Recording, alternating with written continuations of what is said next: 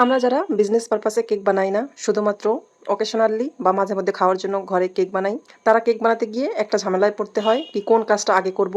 কারণ হলো একটা কেক বানাতে অনেকগুলো স্টেপ ফলো করতে হয়।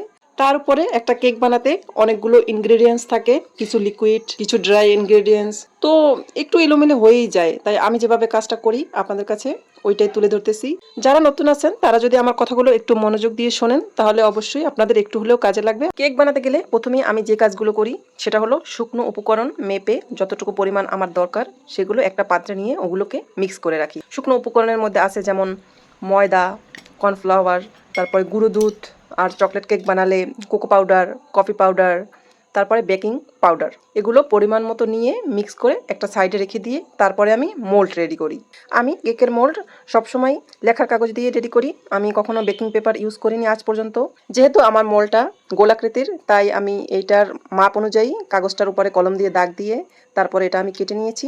তারপরে মোল্ডটার ভিতরে রেখে 1 চামচের মতো তেল ঢেলে তেলটা আমি চারিদিকে ছড়িয়ে দেব। হাত দিয়ে ছড়িয়ে দিচ্ছি আমি, আপনারা চাইলে ব্রাশ ইউজ করতে পারেন।